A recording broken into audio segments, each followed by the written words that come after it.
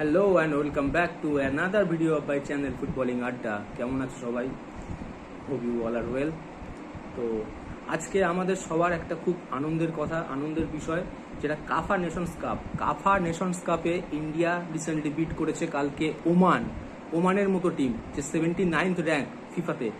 সেই টিমকে আমরা 133 র্যাঙ্ক হোল্ড করা একটা টিম, ইন্ডিয়ার মতো একটা টিম, যারা সাউথ এশিয়ান ফুটবলে খেলে, যারা ওই সাউথ ইস্ট এশিয়ার বাংলাদেশ, মায়ানমার, পাকিস্তান, আফগানিস্তান এইসব পিছনের দিককার র্যাঙ্ক করা টিমদের সাথে খেলে অভ্যস্ত।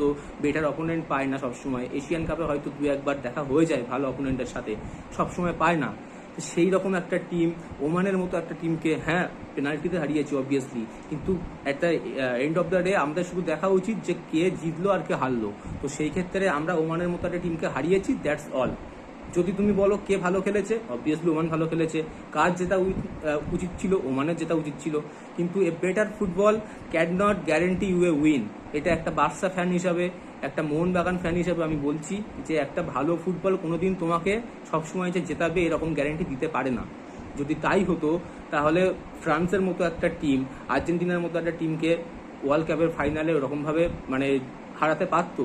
কারণ তারা বেটার ফুটবল সেকেন্ড হাফে খেলেছিল, যেরকম পরিমাণে তারা স্ট্রাইকিং করছিল, কোলোমানি যেরকম খেলছিল, এমবাপে যেমন হ্যাটট্রিক করলো। কিন্তু একটা সিঙ্গেল পার্সেন্ট বা একটা বেটার ফুটবল কোনোদিন তোমাকে উইন করাতে পারবে না। ওমানের টিমটা কালকে যথেষ্ট বেটার ফুটবল খেলেছে। তারা রিসেন্টলি যদি তুমি ওমানের ফিক্সারটা দেখো, তারা কুয়েতের সাথে খেলেছে, তারা ইউনাইটেড আরব এমিরেটসের সাথে খেলেছে, সাউথ কোরিয়া যেখানে সানের মতো প্লেয়ার খেলে, যেখানে প্রিমিয়ার লিগ খেলা প্লেয়াররা, উডসে একটা প্লেয়ার আছে সাউথ কোরিয়াতে খেলে, উডসের ক্যাপ্টেন সম্ভবত। এইসব প্লেয়ারদের সাথে ফ্রাঙ্কফুর্টের একটা প্লেয়ার আছে। তো এইসব প্লেয়ারদের সাথে তারা খেলে ড্র করেছে, 1-1 ড্র। তারা রেগুলারলি গলফ যে কান্ট্রিজগুলো আছে, সৌদি আরব, ওমান, কাতার, এইসব টিমদের সাথে তারা একই সাথে খেলে অভ্যস্ত। তো সেই সব টিমের সাথে খেলে একটা draw is not a matter of joke. যদি তুমি বলো যে এই ধরনের খেলা কি তুমি সাপোর্ট করো, অবভিয়াসলি সাপোর্ট করি। খালিদ জামিল এরা হ্যাজ বিগিন, আর খালিদ জামিল যদি এই ধরনের ফুটবল আমাদেরকে উপহার দেয়, আমরা সবাই সেই ফুটবলটাকে অ্যাকসেপ্ট করতে প্রস্তুত। কারণ খালিদ জামিলের ফুটবল তোমাকে বেটার প্লে বা টেকনিক্যালি গুড প্লেয়ার করিয়ে লাস্টে গিয়ে তুমি উইন করলে এরকম ফুটবলের গ্যারান্টি দেয় না। খালিদ জামিলের ফুটবল হচ্ছে তোমাকে, তোমার পজিশন কম থাকতে পারে, তোমার অ্যাটাকিং থার্ডের প্লেয়ার ভালো হবে, তোমার ডিফেন্সিভ প্লেয়ার সলিড হবে, তোমার মিডফিল্ডের পজিশন হোল্ড করে খেলবে, যেটা মহেশ সিং নায়রেম আর দানিশ ফারুক ভাট করে এসছে। এইরকম ফুটবল হবে। লাস্ট টাইমে গিয়ে কিছু চেঞ্জ হবে, সাবস্টিটিউট হবে, যে যারা টায়ার্ড লেগ তাদেরকে চেঞ্জ করে ফ্রেশ লেগদের সেখানে ইন্ডিউস করা হবে, উদান্তা সিংয়ের মতো প্লেয়ারদেরকে ইন্ডিউস করা হবে, লার্নিং জুয়ালা শান্তের মতো প্লেয়ারকে ইন্ডিউস করা হবে, ইরফান ওয়াকদাদের মতো প্লেয়ারকে রেখে দেওয়া হবে, এবং সাইড থেকে যদি পারা যায় তো ওই দুই একটা প্লেয়ার যারা আছে, যে আশিক কুরনিয়ানের মতো প্লেয়ারদেরকে রিপ্লেস করে ওই জায়গায় নামানো হবে। কিন্তু সেই টিমটা যদি আমাদের জিততে পারে তো সেটাই আমাদের বড় কথা। আমাদের তো সেখানে যে সন্দেশ জিঙ্গানকে খেলাতেই হবে, আমাদের যে ভালো প্লেয়ারকে খেলাতেই হবে, তেমন কোনো লিখিত কোনো কিছু দেওয়া নেই। আমাদের জেতাটা নিয়ে কথা, এবং খালিদ জামিল আমাদেরকে জিত উপহার দিচ্ছে। আমরা কাফা নেশনস কাপের কথা বলছি। কাফা নেশনস কাপের শুরুতেই আমাদের যে ধাক্কাটা লাগে, অ্যাজ এ মোহনবাগান সাপোর্টার আমার এটা বলতে খুবই খারাপ লাগছে। মোহনবাগান টিম ম্যানেজমেন্ট, আমার ব্যক্তিগতভাবে মনে হয়েছে যে এই বিষয়টা হয়তো ঠিক করতে পারতো। কারণ 6টা প্লেয়ারকে কল আপ করা হয়েছিল মোহনবাগান টিম থেকে, সেখানে আমাদের সামনে ACL 2 এর ড্র আছে, তো সেই জন্য মোহনবাগান টিম ম্যানেজমেন্ট তাদেরকে ছাড়িনি। তো আমার ব্যক্তিগতভাবে পার্সোনাল ওপিনিয়ন মনে হয়, when your country calls you, everything else become irrelevant. সব কিছু ইরিলিভেন্ট হয়ে যায়। রিয়েল মাদ্রিদ, বার্সেলোনার মতো টিম তাদের প্লেয়ারদেরকে ছেড়ে দেয় যখন স্পেনের টিম তাদের কল আপ করে। বায়ার্ন মিউনিকের টিম মানে জার্মানির টিম, বার্সেলোনার টিম মানে স্পেনের টিম। একটা সময় এটা ছিল যে 8-9টা প্লেয়ার, 7-8টা প্লেয়ার এই টিমগুলোতেই খেলতো দুটো দেশের, কিন্তু তারাও চ্যাম্পিয়ন্স লিগ রেগুলারভাবে খেলেছে। কিন্তু যখন তাদের যে ইন্টারন্যাশনাল ব্রেক হোক বা যে কোনো কাপে হোক, তাদের যখন কান্ট্রি কল করেছে, তো সেই প্লেয়ারগুলোকে তারা কিন্তু এক কথায় ছেড়ে দিয়েছে। তারা কিন্তু কোনো ক্লজ রাখেনি যে না এই ধরনের সামনে আমাদের এই আছে, এখানে ছাড়া যাবে না, সামনে আমাদের অমুক টুর্নামেন্ট আছে, ছাড়া যাবে না। তারা কিন্তু ছেড়েছে। তো আমি ক্লাবের কোনো বিতর্কিত কথা বলতে চাই না, কিন্তু আমার মনে হয় অ্যাজ এ ব্যক্তিগতভাবে মনে হয় আমার যে ছাড়া উচিত ছিল। যেহেতু আমাদের ভালো ভালো প্লেয়ার আছে, থাপা আছে, সেকেন্ড গোলকিপার হিসেবে বিশাল কেত আছে, হয়তো বিশাল কেতকেই ফার্স্ট গোলকিপারিং অপশানে রাখতো যদি তিনি আসতেন। কারণ আমরা দেখেছি বিগত ম্যাচগুলোতে বিশাল কায়েতই খেলেছে, গুরপ্রীত সিং সিন্ধু খেলেনি। যদিও গুরপ্রীত সিং সিন্ধু খুব ভালো পারফরমেন্স দিয়েছে কাপা নেশনস কাপে, কালকেও আমরা জিতেছি, পেনাল্টি সেভ করেছি গুরপ্রীত সিং সিন্ধুর জন্যই আমরা জিতেছি। ইন্ডিভিজুয়াল ব্রিলিয়েন্স বলতে গেলে গুরপ্রীত সিং সিন্ধু কালকে, কিন্তু আমার মনে হয় বিশাল কেত যেহেতু খেলে এসছে বিগত ম্যাচগুলো, তো সেকেন্ড গোলকিপার হিসেবে বিশাল কেতকেই রাখতো, যেখানে অমৃতদার সিংকে রাখা হয়েছে। তো অনিরুদ্ধ থাপা আছে, তারপরে আমাদের লিস্টন কোলাসও আছে, তারপরে আমাদের সাহাল আছে, সাহাল আব্দুল সামাদ। লিস্টন কোলাসও কন্টিনিউয়াসলি ভালো পারফরমেন্স করে এসছে, আমরা এই ডুরান্ড কাপেও রেখেছি, কিন্তু সেই সব প্লেয়ারদেরকে ছাড়েনি। তো যাই হোক, ছাড়লে হয়তো আরও বেটার আমরা কিছু পেতে পারতাম। তারপরে ওখানে বিকাশ, আশিস রায় আছে, টাংরি আছে, এইসব প্লেয়ারদেরকে যদি ছাড়তো আমার মনে হয় আরও ভালো আমরা ফুটবল পেতে পারতাম। আমাদের হয়তো টাংরির মতো প্লেয়ারকে ছাড়লে মিডফিল্ডে হয়তো যে এরিয়াল ডিউটিগুলো আছে সেইগুলো হয়তো আমরা আরও বেশি করে উইন করতে পারতাম। ফিজিক্যালি ফুটবলে হয়তো আমরা কিছুটা এগিয়ে থাকতাম। মানবীর সিংকে থাকলে হয়তো আমরা স্ট্রাইকিং থার্ডে হয়তো যে এরিয়াল ডিউগুলো আছে বা যে একটা লম্বা চেহারা, তো সে হয়তো আমরা বডির ক্ষেত্রে কিছু অ্যাডভান্টেজগুলো পেতাম, যেটা আমাদের সাংতের মতো প্লেয়াররা পায় না। সেই অ্যাডভান্টেজগুলো, যে একটা কর্নার উইন করলো, কর্নারের সময় হয়তো হেড করতে পারলো না, আনোয়ার আলীকে বা সন্দেশ জিনগানকে হেড করতে আসতে হচ্ছে বা ইরফানকে হেড করতে আসতে হচ্ছে। সেক্ষেত্রে আমরা মনবীর সিং থাকলে সেখানে হয়তো স্ট্রাইকিং থার্ডে আমরা পেতাম সেই সুবিধাগুলো, সেটা আমরা পাইনি। কিন্তু যাই হোক, at the end of the day আমাদের কাপার নেশনস কাপের যে টিমটা স্কোয়াডটা করা হয়েছিল, রাহুল বেকে ছিল সেখানে, সন্দেশ জিনগান ছিল, আনোয়ার আলী ছিল। আনোয়ার আলী আমার মনে হয়েছে কাপার নেশনস কাপে যদি 4টে প্লেয়ারের নাম করা হয় ইন্ডিয়া টিমের থেকে, তাহলে আনোয়ার আলী, সন্দেশ জিনগান, আমাদের এখানে রাহুল বেকে, আর হচ্ছে গুরপ্রীত সিং সান্ধু, এই 4টে প্লেয়ার, মানে গোলকিপারিং অ্যান্ড ডিফেন্সিভ। হ্যাঁ, অ্যাটাকিং থার্ডে আমরা ভালো খেলেছি, কিন্তু আমাদের যদি পুরো খেলাটা দেখা হয়, তাজিকিস্তান ম্যাচের থেকে যদি আমরা শুরু করি, তাজিকিস্তান ম্যাচে আনোয়ার আলী একটা গোল করেছে, একটা অ্যাসিস্ট করেছে, আর একটা শট অন গোল রেখেছিল, সেই গোলটা সেভ করা হয়েছিল। তো তাজিকিস্তানের মতো 106 র্যাঙ্কে থাকা একটা টিমকে 133 র্যাঙ্কে থাকা, আমাদের থেকে 27 র্যাঙ্ক পিছনে থাকা একটা টিম, আমাদের মতো টিম, তাদেরকে আমরা হারিয়েছি। তারপরে ইরান ম্যাচে আমরা জানি ইরান কত ভালো ফুটবল খেলে, ওয়ার্ল্ডে 20 র্যাঙ্ক আছে, রেগুলার বেসিসে ওয়ার্ল্ড কাপ খেলে। তারপরে ওয়েলসের সাথে ওয়ার্ল্ড কাপে জিতেছে 2022-এ, ওয়েলসের মতো টিম। সেক্ষেত্রে ইরানের মতো টিমকে আমরা কোনোভাবে বিট করবো এই আশা আমরা রাখিনি, কিন্তু আমরা ভেবেছিলাম একটা ভালো রেজাল্ট হয়তো হবে, বা হারলেও হয়তো 1-0-তে হারবো।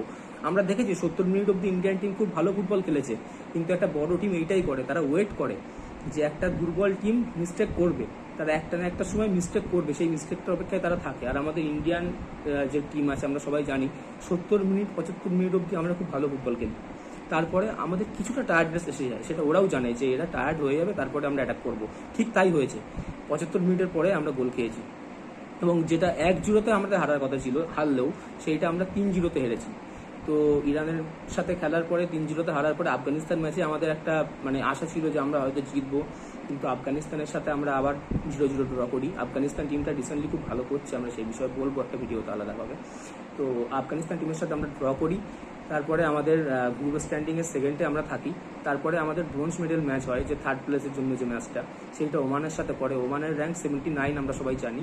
ওমানের মতো একটা টিমের সাথে আমরা একটা আশা করেছিলাম যে হ্যাঁ ভালো জিনিস হতে পারে, কারণ আমাদের রিসেন্টলি আমরা দেখেছি আন্ডার-23 যেই নওসাদ মুসার নেতৃত্বে, নওসাদ মুসার অধীনে তার কোচিংয়ে যেই ধরনের পারফরমেন্স দেখাচ্ছে, আমরা আশা করেছিলাম যে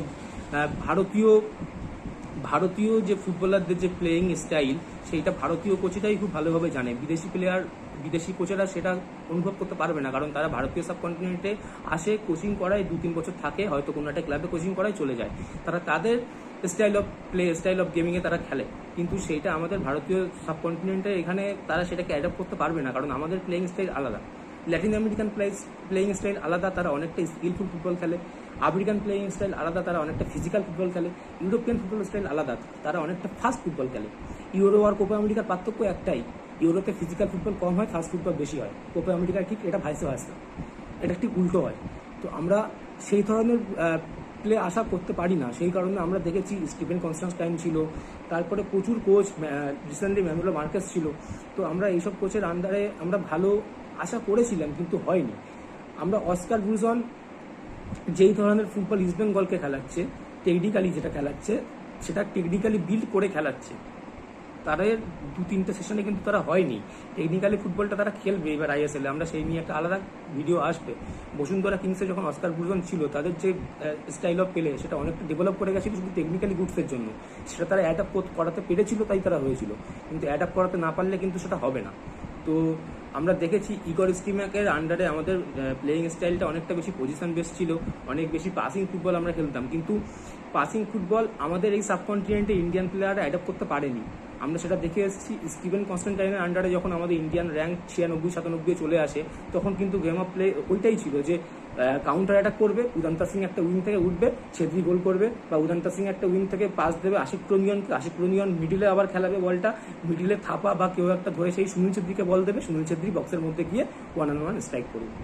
তো সেই স্টাইলের থেকে আমরা যখন ইগর স্টিম্যাকের আন্ডারে যাই, ইগর স্টিম্যাকের আন্ডারে আমাদের যে প্লেয়িং স্টাইলটা হয় অনেক বেশি পজিশন বেসড হয়, অনেক বেশি পাসিং হয়, সেটা আমাদের কিন্তু প্লেয়াররা অ্যাডাপ্ট করতে পারেনি, এবং তার ফলে আমরা 96-97 র্যাঙ্ক থেকে আস্তে আস্তে পিছুতে 133 গিয়ে ঠেকেছি। তারপরে আমাদের মানে যে ঠাকুর যে ফুলে সন্তুষ্ট হয় সেমন আমাদের ইন্ডিয়ান কোচকেই দায়িত্ব দেওয়া হয়েছে, এবং Indian coach Khalid Jamil, what a coach is, সে আমাদের দেখেছি জামশেদপুরে যখন সে ছিল যথেষ্ট ভালো কোচিং করিয়েছে, এবং তার কোচিংয়ের আন্ডারে জামশেদপুরে একটা ভালো জায়গায় পৌঁছেও গেছিলো। আমরা খালিদ জামিলকে নিয়ে কথা বলেছি যে তার মধ্যে সেই পোটেনশিয়ালিটি আছে। খালিদ জামিল বা সঞ্জয় সেন কেউ একটা কোচ হলেই সেই পোটেনশিয়ালিটি ছিল তাদের মধ্যে যে তারা ইন্ডিয়ান টিমকে ভালো একটা জায়গায় নিয়ে যেতে পারতো। তো যদি খালিদ জামিল আমাদেরকে এই ধরনের ফুটবল উপহার দেয়, we are all okay with that, আমাদের কোনো অসুবিধা নেই। আমরা এই ধরনের ফুটবল দেখতে চাই, at the end of the day আমরা জিততে চাই। আমাদের যে ফুটবল র্যাঙ্কিংটা আছে সেটাকে আমরা 100-র মধ্যে আনতে চাই আপাতত, আগের মতো। আমাদের সব থেকে ভালো ফুটবল র্যাঙ্কিং এখনো অবধি 94, আমরা তার থেকে আরও বেটার কিছু করতে চাই। সেটা যদি এই ধরনের গেম প্লে দিয়ে হয়, যদি 40% পজিশন বেস রেখে হয়, we are okay with that. তো কালকের যে ম্যাচটা দেখে তোমাদের কেমন লাগলো, সবাইকেই জানি যে সবার ভালোই লেগেছে। আমরা এইটাই চাই যে দিন শেষে পেনাল্টি হোক বা যাই হোক, জোয়ান ক্রুপ একটা কথা বলেছিল যে সব কিছু তার যে লাইফের লাস্টে তিনি লিখছেন যে it is impossible without the technical qualities the player has. Technical qualities, এই কথাটা তিনি উল্লেখ করেছিলেন। টেকনিক্যাল কোয়ালিটি যদি প্লেয়ারদের মধ্যে না থাকে, যে কোনো রকম ট্যাকটিক, যে কোনো রকম কিছু তাদের পিছনে খাটানো ব্যর্থ। তো সেই ইউরোপিয়ান টেকনিক্যাল কোয়ালিটির জায়গাটায় আমাদের ইন্ডিয়ান প্লেয়াররা এখনও অ্যাডপ্ট করতে পারেনি। তাই জন্য ইন্ডিয়ান প্লেয়ারদের যে প্লেয়িং স্টাইল, ইন্ডিয়ান প্লেয়ারদের প্লেয়িং স্টাইলের মধ্য দিয়েই খেলাতে হবে। তাদেরকে ইউরোপিয়ান স্টাইল অ্যাডপ্ট করাতে গেলে ওই রেজাল্ট 133 গিয়ে আটকাবে। আবার ইন্ডিয়ান প্লেয়ারদেরকে তাদের নিজস্বভাবে খেলতে দিলে, তাদের প্লেয়িং স্টাইলে খেলতে দিলে, সেই কাউন্টার অ্যাটাক, সেই সাইড দিয়ে উইং থেকে ওঠা, এই ধরনের খেলতে গেলে তাদের আবার খেলাটা ভালো হবে। আমরা দেখেছি, আমরা চায়নায় গিয়ে চায়নার সাথে ড্র করে এসেছি, কাতারে গিয়ে কাতারের সাথে ড্র করে এসেছি। 2018-র কথা বলছি, স্টিভেন কনস্ট্যান্টাইন ছিল তখন, আমাদের তখন গোল্ডেন এরা চলছিল। উদান্তা সিং যে দুটো উইঙ্গে থাকতো, মাঝখানে সুনীল ছেত্রী থাকতো, কিছুক্ষণ পরে চেঞ্জ হতো, একটা উইঙ্গে সাহাল নামতো, একটা উইঙ্গে আশিক রঞ্জন নামতো। তো সেই দিনগুলো আমরা দেখে এসেছি, যখন থাপা এরা সবে উঠছে। তো সেই সময়টা আমরা দেখে এসেছি। সেই সময়ের মতো আমাদের যে অ্যাটাকিং প্লেটা ছিল, আমাদের নিজস্ব স্টাইল ছিল, যদিও কোচ আলাদা ছিল, কিন্তু স্টাইলটা আমাদের ছিল যে সেই কাউন্টার অ্যাটাকিং প্লেটা আমরা করতাম। কিন্তু পজিশন বেসড আমরা এখনও খেলার জায়গায় আসেনি, আমাদের সেই টেকনিক্যাল ক্যাপাবিলিটি, সেই ফিজিক্যাল ফিটনেস এখনও আসেনি যে পজিশন বেসড খেলবো যেমন ধরনের ইউরোপিয়ান স্টাইলে হয়। তো এইটুকুই বলার ছিল। তোমাদের সবার কেমন লেগেছে কালকের ম্যাচ দেখে সেটা তোমরা কমেন্ট সেকশনে জানিও। ভিডিও ভালো লাগলে সাবস্ক্রাইব করে দিও, লাইক করে দিও, আর শেয়ার করতে ভুলো না। তো এভাবেই পাশে থেকো। দেখা হচ্ছে পরের ভিডিওতে।